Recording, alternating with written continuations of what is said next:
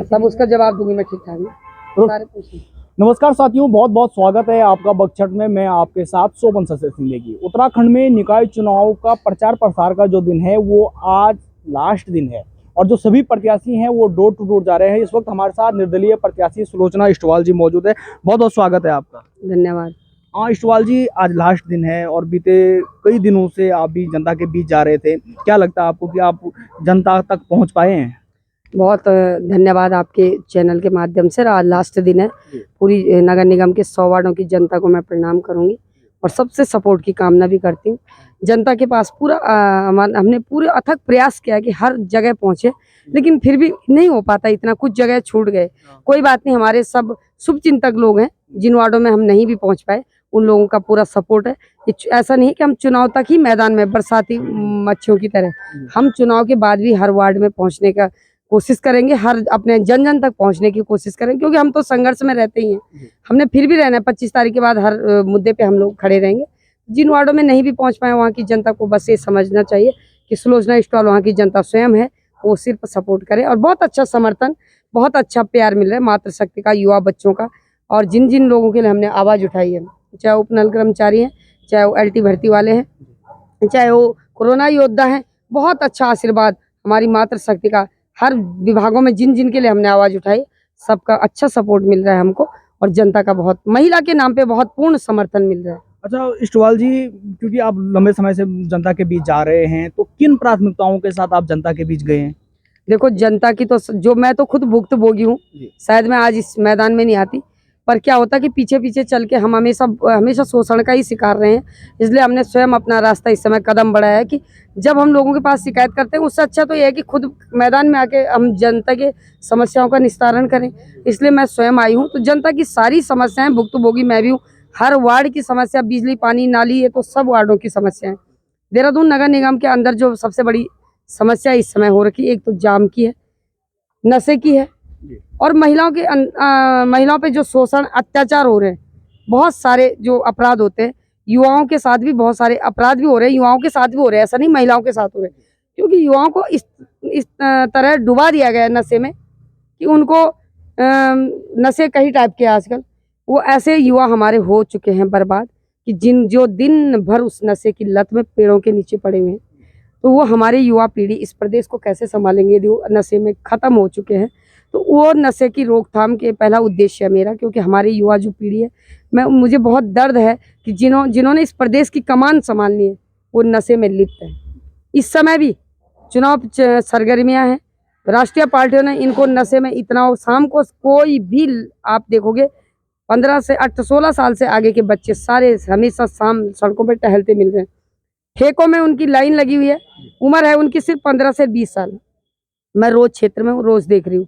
तो ये जो बढ़ता कारोबार नशे का है, इसके खिलाफ मेरी बहुत बड़ी जंग होगी। हमारी जंग ये होगी कि ये नशा यहाँ पहुँचाया कैसे जा रहा है, कॉलेजों के बाहर कैसे पहुँचाया जा रहा है, और कहाँ, जब इतना शासन प्रशासन लगा हुआ है तो यहाँ नशा यहाँ तक कैसे पहुँच रहा है।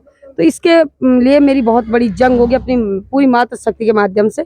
ये लड़ाई भी मेरी प्राथमिकता। किस प्रकार का रोड मैप है आपका कि जो नशे के खिलाफ है उनको रोकना? क्योंकि ये काम अधिकतर जो है वो पुलिस प्रशासन के पास रहता है और मेयर के हाथ में पुलिस प्रशासन नहीं रहता है। देखो, पुलिस किसकी है? हमारी है। हम मातृशक्ति हैं। मैं खुद एक पॉलिटिकल पार्टी की प्रदेश अध्यक्ष भी हूँ।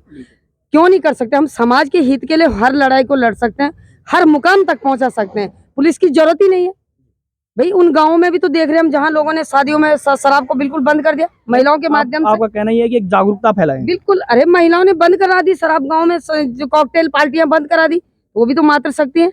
तो मैं तो खुद एक पॉलिटिकल लाइन से हूँ, एक समाज की हर पीड़ा को जानती हूँ।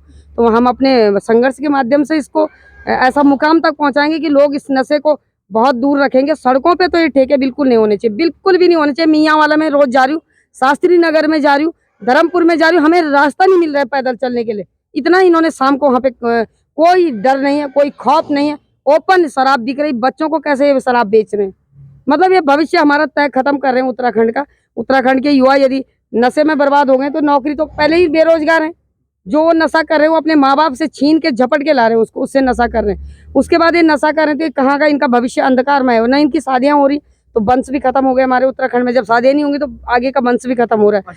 तो इस्टवाल जी, मुख्यमंत्री पुष्कर सिंह धामी और तमाम भाजपा के नेता ये कहते हुए सुनाई दे रहे हैं कि हमारी केंद्र में सरकार है, राज्य में सरकार है, और यदि निकायों में भी हमारी सरकारें बनेंगी तो कहीं ना कहीं ट्रिपल इंजन लग जाएगा, और ट्रिपल इंजन जो है वो विकास की गति देगा। वहीं मुख्यमंत्री पुष्कर सिंह धामी ने ऋषिकेश एक जनसभा में भी कहा है कि अगर यदि कोई निर्दलीय या विपक्षी पार्टी का बन जाता है तो वो जब जनता उससे अपनी मांगों को लेकर जाएगी तो वो यही कहेगा कि हमारी सरकार ही नहीं है, हमें काम करने नहीं दिया जा रहा है। इसको कैसे देखते हैं आप? देखो, ये तो इनका ये जो भी बोलते हैं, विपक्ष की भूमिका सबसे अहम होती है। हम कहीं भी नहीं छोड़ेंगे। यदि विपक्ष में भी खड़े हो गए ना तो जो काम ये नहीं कर, इनको करना पड़ेगा। जनता ने यदि इनको प्रतिनिधि चुना है, इनका तो करेगा, मतलब इनकी छाया भी उस काम को करेगी।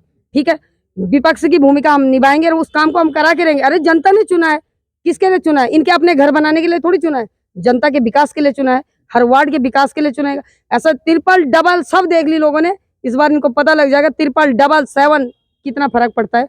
इस बार लोगों ने सिंगल इंजन बनाया और सिंगल इंजन से इंजन जुड़ेगा।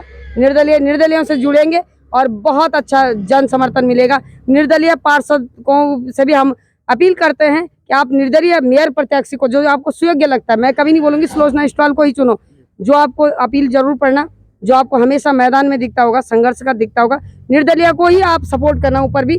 और आपको पता लग जाएगा ये सारी इंजन जो डबल ट्रिपल इंजन सरकार बनी है, चाहे केंद्र से यहाँ तक, सारी फेल हो जाएंगी। और बड़ा दुर्भाग्य का विषय है, जिस पार्षद के लिए या जिस मेयर के लिए मुख्यमंत्री को चुनाव प्रचार में आना पड़े, इसका मतलब वो कैंडिडेट खत्म है। मैं साफ शब्दों में बोल रही हूँ, हमने कोई स्टार प्रचारक नहीं बुलाए।